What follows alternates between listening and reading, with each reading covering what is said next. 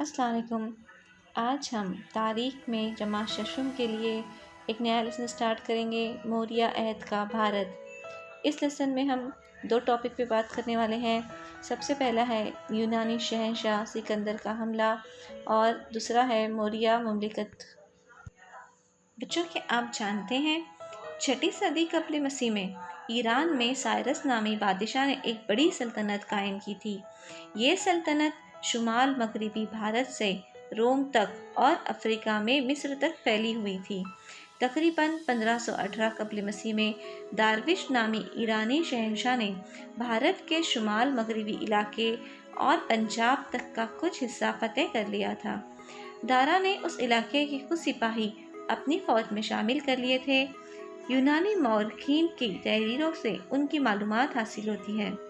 शहंशाह दारा के अहद में भारत और ईरान के दरमियान सियासी ताल्लुकात कायम हुए और इस बिना पर तिजारत और फ़नून लतीफ़ा के लेन देन में भी इजाफा हुआ। शहंशाह दारा ने अपनी सल्तनत में हर तरफ दारिक नामी एक ही किस्म के सिक्के राय जारी किए, जिनकी वजह से तिजारत में आसानी पैदा हो गई। शहंशाह दारा के अहद में राजधानी के शहर परसिपुलस की तामीर की गई और ये मकाम आज ईरान में है। यूनानी शहंशाह सिकंदर का हमला। यूनानी शहंशाह अलेक्जेंडर उर्फ सिकंदर ने 326 कबल मसीह में भारत के शुमाल मगरबी इलाके पर हमला किया। दरियाए सिंध उबूर करके वो तक्षशिला पहुंचा। उस रास्ते पर बास मुकामी राजाओं ने उससे सख्त मुकाबला किया। उसके बावजूद सिकंदर पंजाब तक पहुंचने में कामयाब हो गया, लेकिन इस मुहिम के दौरान सिकंदर के सिपाहियों को तरह तरह की परेशानियों और मुसीबतों का सामना करना पड़ा। वो अपने वतन लौटने के लिए बेचैन हो गए थे। उन्होंने सिकंदर के खिलाफ बगावत कर दी। सिकंदर को पीछे हटना पड़ा। भारत में फतेह किए हुए इलाकों के इंतजाम के लिए उसने यूनानी अफसरान का तकर्रुर किया और उन्हें सतर्ब का लक़ब दिया। उसके बाद वह अपने वतन लौटने लगा। रास्ते में बाबुल के मकाम पर सन 323 कबल मसीह में उसका इंतकाल हो गया। ये मकाम मौजूदा इराक में है। सिकंदर की आमद की वजह से भारत और मगरबी ममालिक के दरमियान तिजारत बढ़ी। सिकंदर के साथ मौरखीन थे। उन्होंने अपनी तहरीरों के जरिए मगरबी ममालिक से भारत को मुतारिफ कराया। यूनानी मुजस्सिमा साजी का भारत के तर्ज फ़न पर असर पड़ा। उससे कंधार नामी तर्ज फ़न वजूद में आया। यूनानी बादशाहों के सिक्के खास तर्ज के हुआ करते थे। सिक्कों की एक जानिब बादशाह की और दूसरी जानिब किसी यूनानी देवता की तस्वीर होती थी। सिक्के पर उस बादशाह का नाम होता था। सिकंदर के सिक्के भी इसी किस्म के थे। बाद के ज़माने में भारत के राजाओं ने भी इसी तर्ज के सिक्के डलवाने का आगाज़ किया। मौर्य मुमलिकत। चंद्रगुप्त मौर्य। चंद्रगुप्त मौर्य ने मौर्य मुमलिकत की बुनियाद डाली। मगध के नंद राजा धनानंद की जालिम हुकूमत से लोग बेजार थे।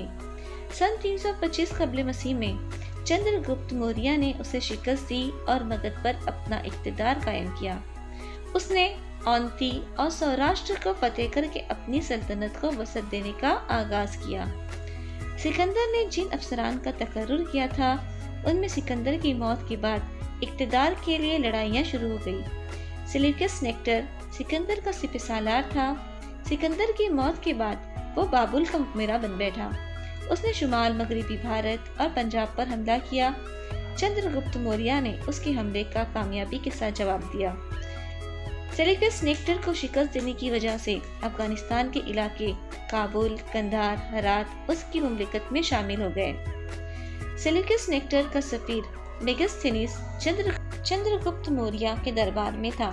उसकी किताब इंडिका के मज़कूरात मौर्य अहद के भारत के मुताले का अहम जरिया है। सम्राट चंद्रगुप्त मौर्य ने रियासत गुजरात में जूनागढ़ के करीब सुदर्शन नामी बंद तामीर किया, जिसके बारे में कुतबे पर इबारत गुंदा है। सम्राट अशोक।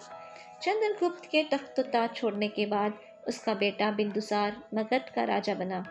बिंदुसार के बनने के बाद उसके बेटे अशोक ने सन 273 कबल मसीह में इक़्तिदार संभाला। तख्त नशीन होने से पहले उसे तक्षशिला और उज्जैन का गवर्नर बनाया गया था। गवर्नर के ओहदे पर रहते हुए उसने तक्षशिला में उठने वाली बगावत को बड़ी कामयाबी के साथ कुचल दिया। मगध का सम्राट बनने के बाद उसने कलंक पर चढ़ाई की।